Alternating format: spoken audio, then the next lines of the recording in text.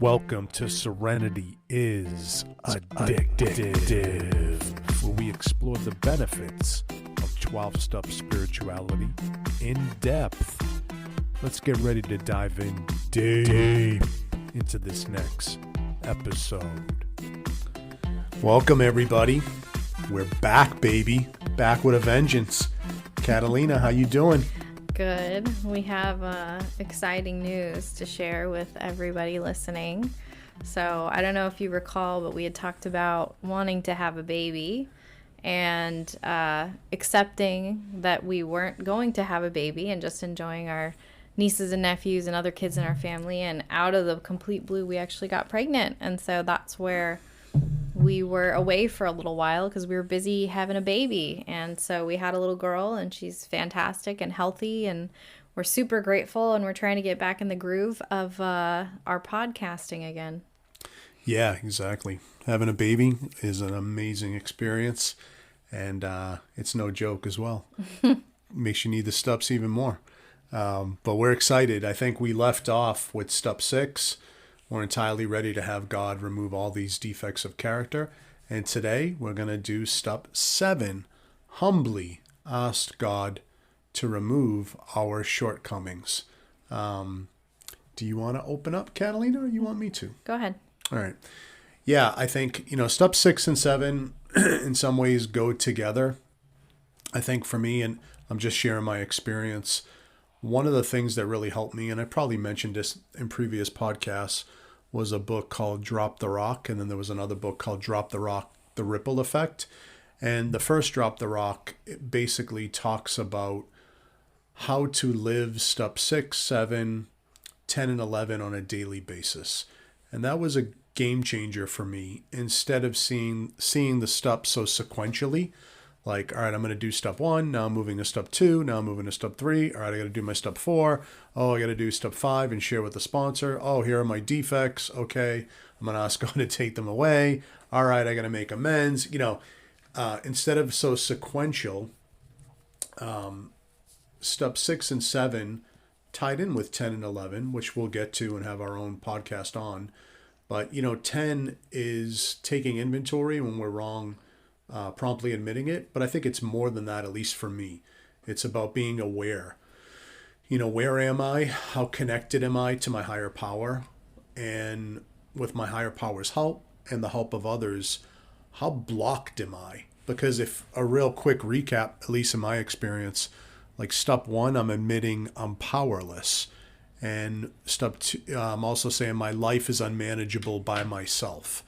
And step 2, I'm saying, if that's true, then that means I need a power. If I don't have the power, and if I can't manage, I need a power. Step 2 says there is a power that wants to help me and get to know me and restore my life to sanity. Step 3 is my decision, but just a decision to turn my life over to this power.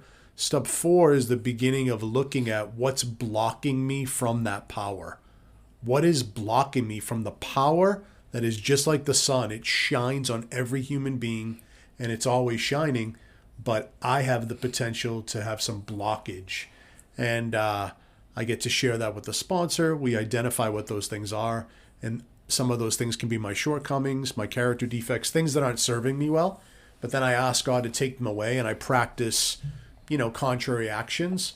But what I liked about the Drop the Rock book is, like, it's not just a one-time thing. This is something, it should be really simple in all your life. Like, if you connect with your higher power and with others, any kind of obstacles, like turning things over and asking for help and asking God to show you something, intuitive thoughts, right decisions, help me with my anger. I surrender my anger.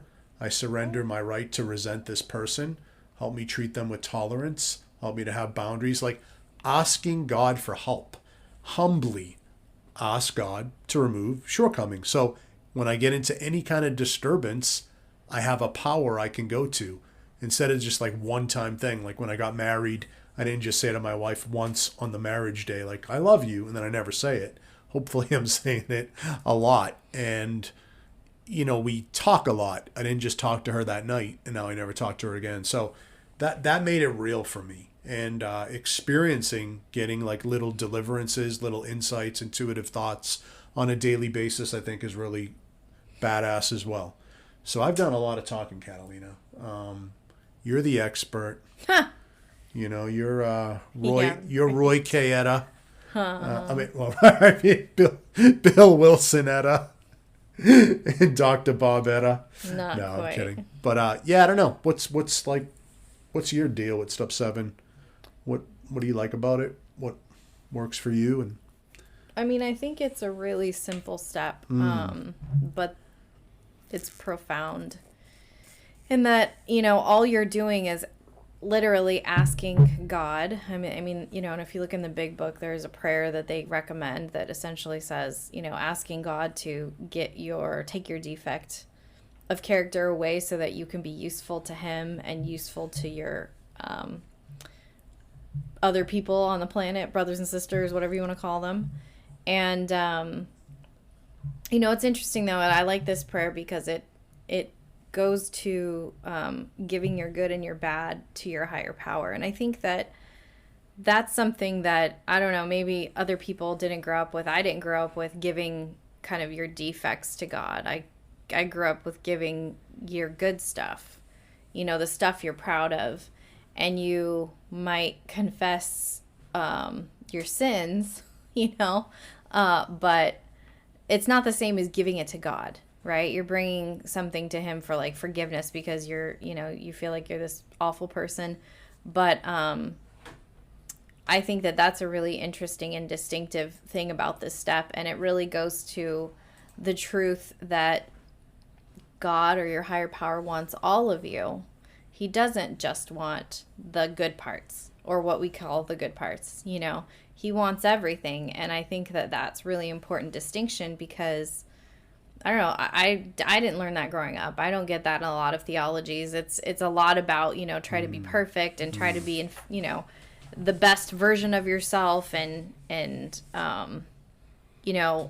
it's, I can't even think of like not, what is that phrase? It's like, God won't do for you what you can do for yourself or something like that. But there's some like other like version of it where it's essentially like you need to do your heavy lifting, and what you can't do, then maybe ask God for or something. Kind of keep God out of like the stuff that you can handle, or Right. I don't know, something like Right. that. And I think that this is really divorced from that, in that it's like, no, bring God into everything, the good and the tough, and give him everything. And it's something that I don't think I kind of had that understanding before we had a kid, but I feel like I understand it even more because with our daughter, granted she's only a couple months old, but I understand, like, I love all of her, I don't, and I'm imperfect, like super imperfect, but I love all of her and I want all of her. I don't just want the good stuff and the stuff that she thinks is perfect or whatever else. I want to be able to be there and support her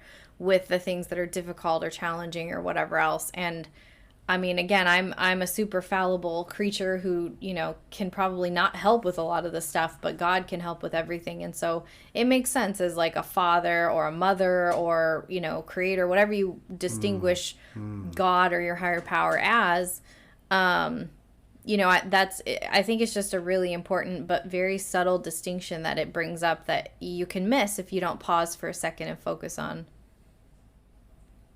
That's it. No, I love that, Catalina. I love your insights. And I love that in listening to you, it reminds me once again of some of the essence of my own spirituality and my 12-step spirituality and my 12-step experience is that this is coming in contact and being saved by a loving higher power.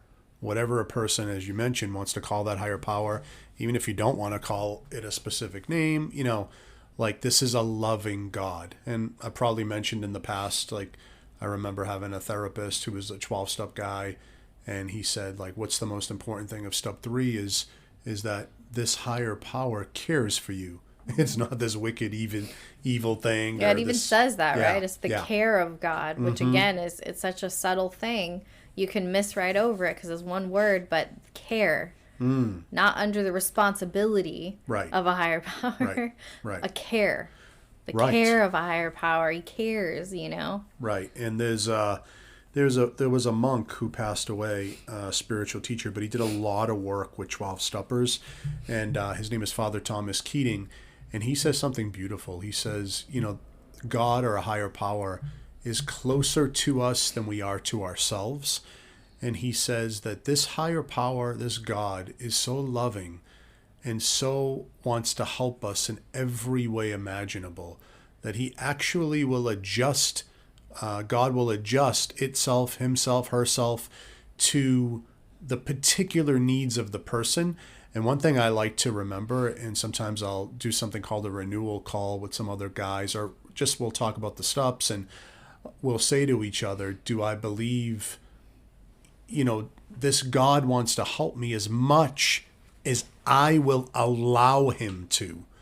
Meaning, the God is so respectful to my experience and free will and patiently just waits for me, but always invites, right? Like invites, never forces, and invites me to go deeper and to experience this. And, the simplicity is really important to me as well.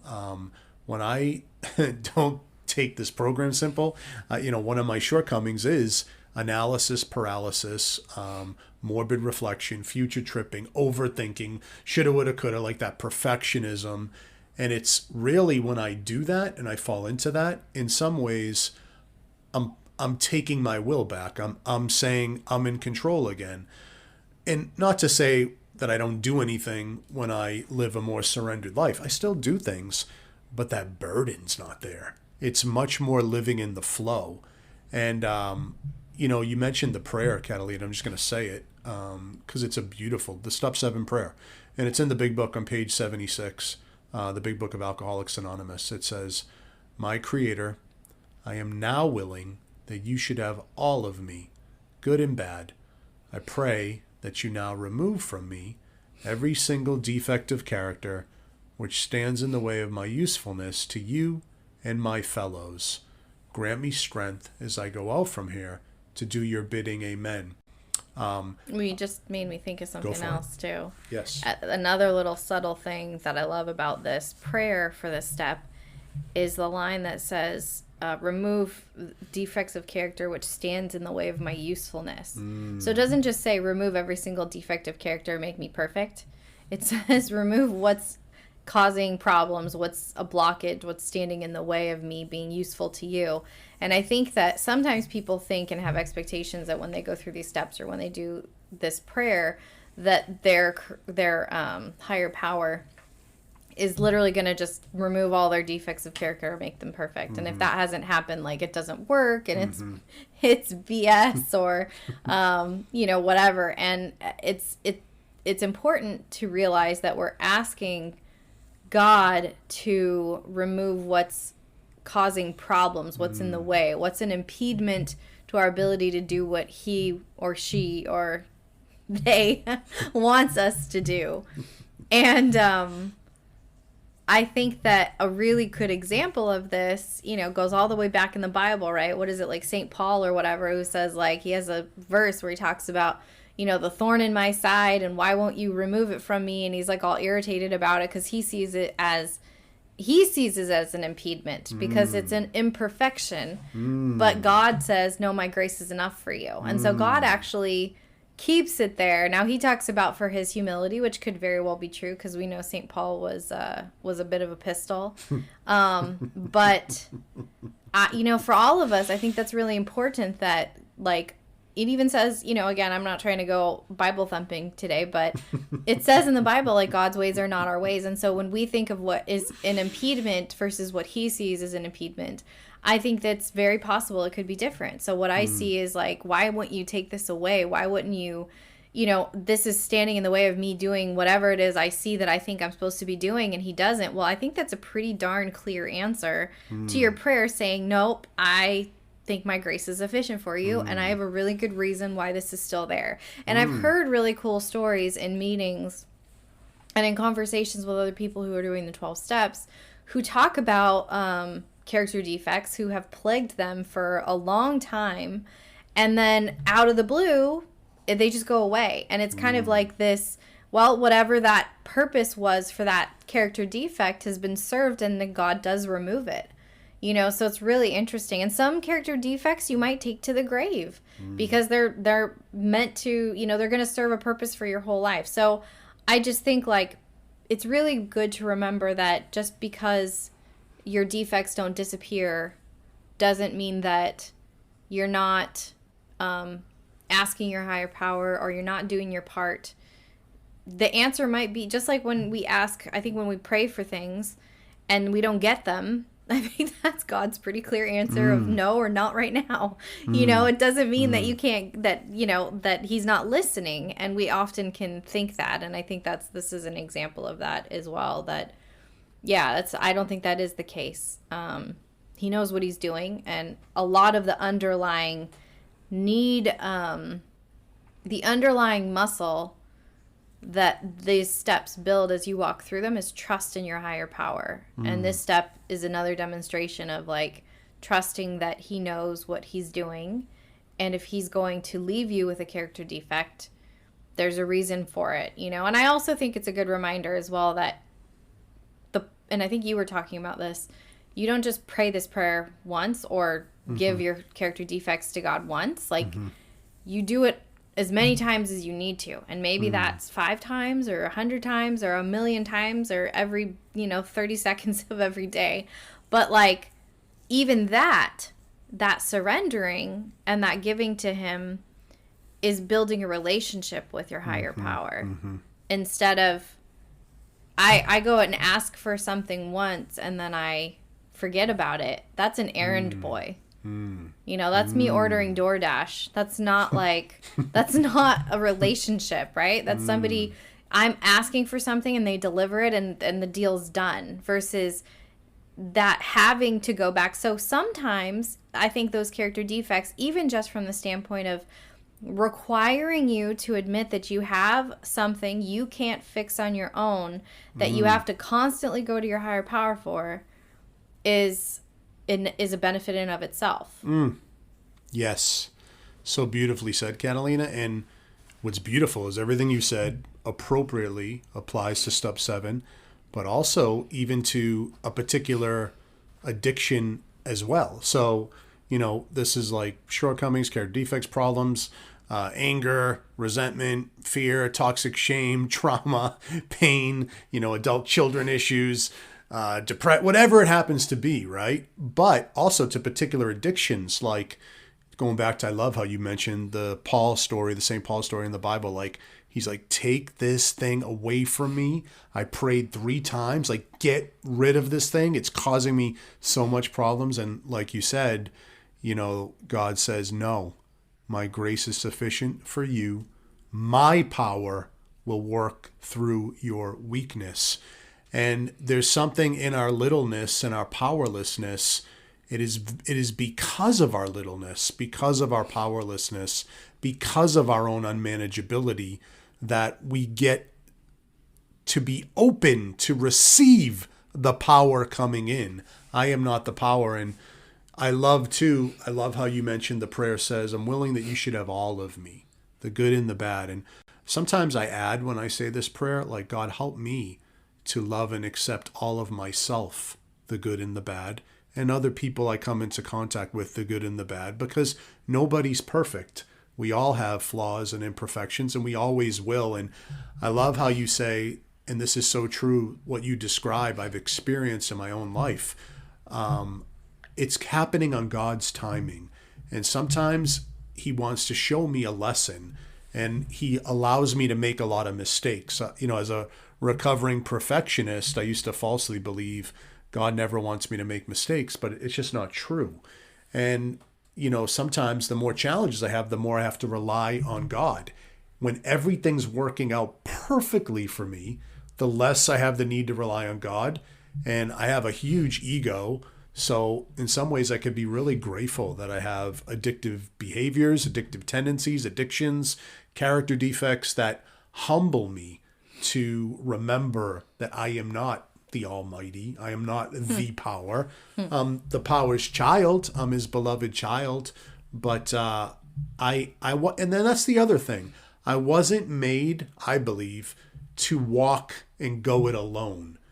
I was made to be in a community with others, but I was also made to have a really deep, intimate, experiential, authentic relationship with this power. So step 11, which we haven't gotten to, and we'll get there, improve your conscious contact. But even that's a beginning. Like, yeah, when you meet someone and you date, you're having a contact, you're improving it when you go on the next date. But hopefully, if you marry that person, you start to fall in love and your intimacy gets deeper and deeper and deeper. And of course, we make mistakes, but, excuse me. Probably that's the higher power telling me to shut up so Catalina can jump in. But, yeah, Catalina, any thoughts on that stuff I just threw out there? Any corrections? No, you gotta fix me. No corrections. By the way, Catalina started. Anybody? She started a website called BibleThumpers.com. Oh my gosh! Stop and she says she wants to bring that back. No. She has a big bat and she carries her Bible and she starts preaching. Get out! And when they don't listen, she'll hit you with that bat. Oh, it's crazy. No, okay. No, I think you touched on some really good stuff. I think that this is one of the many examples that when you're walking through the 12 steps, typically, I think those of us who are going through the 12 steps are not doing so out of just the thought one day that we felt like going through the 12 steps. Usually something has brought us to our knees, and this is what we found in front of us as the only tool that started working for us to get out of whatever we were struggling with. But, and so sometimes I think a lot of times, some of these actions are the first time that a person's ever done these. So the first time somebody surrendered to God, it's the first time that somebody asked God to remove their shortcomings, all of that. And that's a really great place to start, doing it once. But I don't really think that there's anything in the 12 steps that you're only meant to do once. Like, these are meant to become practices that you do. And, maybe you make little tweaks yourself to kind of, make it your own practice. But this is meant to be the first among many, and so I think asking for shortcomings, this is meant to build a habit and not to be like the one time you did this once, okay, move on, type thing. And you mentioned the littleness of, being little and, St. Paul's part that I didn't say, which is, the God works through our weaknesses and stuff. And I think that that's something that can be really hard to accept, but becomes a really beautiful gift, I think, of going through the 12 steps, is understanding that that our weaknesses, and again, most of us are going through the 12 steps because of at least one specific weakness, maybe multiple. It's about no longer seeing those as liabilities, but actually blessings that bring really good, that God uses to bring really great things into our lives, but also to achieve really great things that if we didn't have any defects, we couldn't achieve on our own.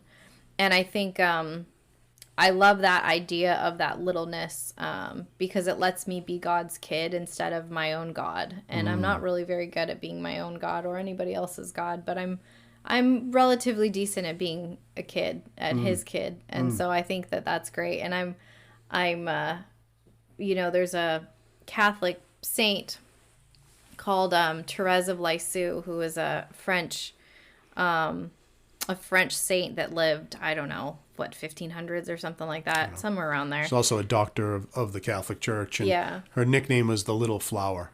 But her whole spirituality was very much around being God's child and needing so much his help and his support. I mean, she kind of, compares herself to almost like a little baby, who can't even standing at the bottom of a stairwell, can't even take the first step and needs God to literally come down and pick her up like you would a little baby, who doesn't even have the ability. And I just think that's such a beautiful, that really resonates with me. And I think that also, there are parts of that are really complementary to the 12 steps as well, of that littleness and the fact that God will achieve great things when you give him, it's kind of like your little kid giving you a mud pie and you turning it into like, I don't know, a wedding cake or something. Like you give God like our stuff that we see as useless and he turns it into something really beautiful, but he's not going to take it from us.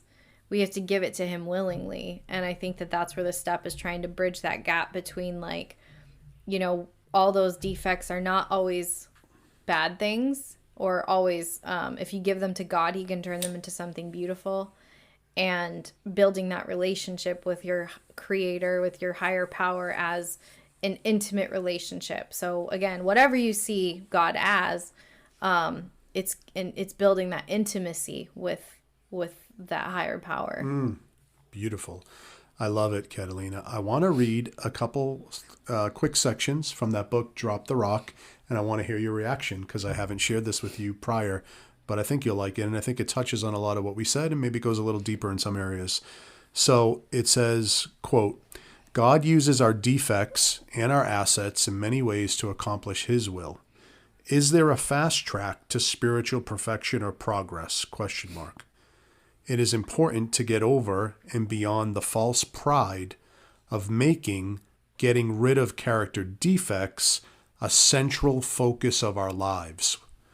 This approach is just one more way of not living on life on life's terms.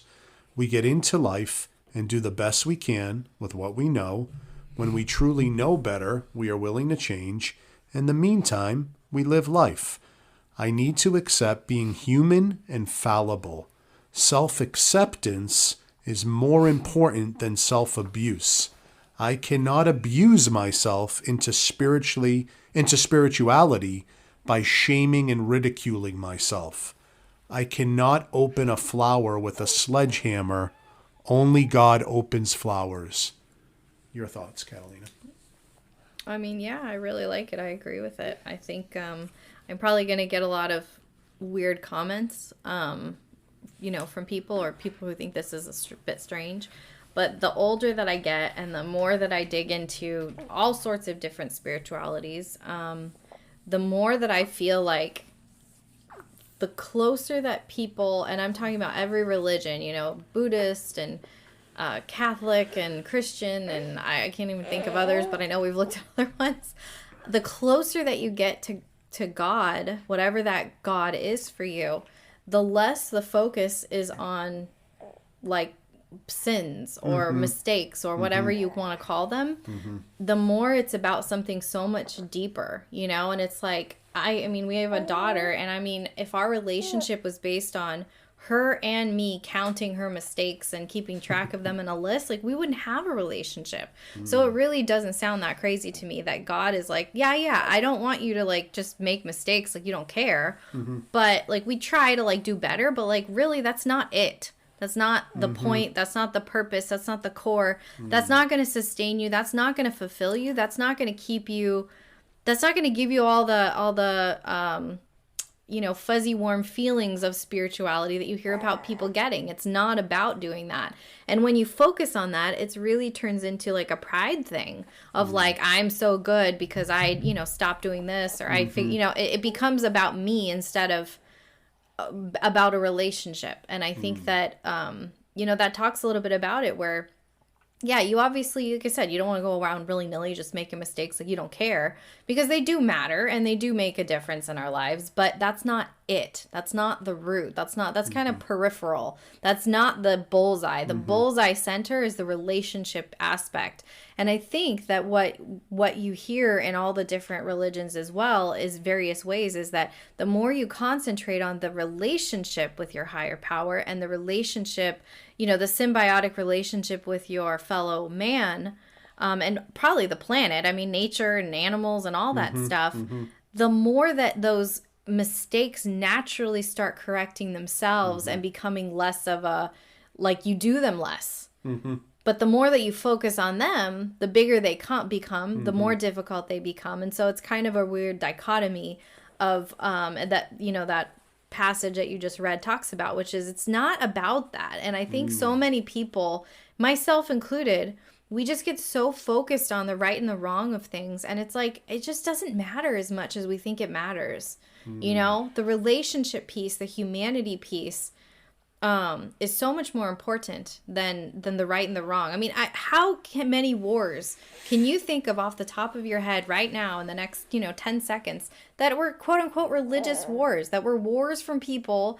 Well, I'm not saying we're right or wrong, but who were literally beating the crap out of other people because they thought they were in the wrong about something religious based. It's not about that. So I think that, and maybe it's just the human piece that we're so easily torn into pride and making it about ourselves. But yeah. But anyways, I think we need to sum it up pretty soon because it sounds like the baby's I'll close this out up. here. I'll close this out. Yeah, no, I love it, Catalina. And, it's such a beautiful, humbly ask God to remove our shortcomings. Who's to say that we even know what our shortcomings are? And who's to say we know what needs to be removed first? And who's to say what lesson is going to be taught to us? And who's to say we don't have to, just like a beautiful movie, we don't have to go through some trials in order to really get an amazing insight that will propel us to something else. Like, we don't know. It's surrender. We're letting go of what we think we know for a beautiful new experience. And I love how you bring up its relationship, because as you said that, I was thinking, because when we fall in love, like, when you first fall in love, and I can think when you and I first fell in love, everything was beautiful and you just have this strength and you have this energy. And it's the same thing with a higher power. The more we develop a more intimate relationship, you can get that same kind of experience, and it changes just like any relationship. It's not always the honeymoon phase, but I like how you focused on the relationship.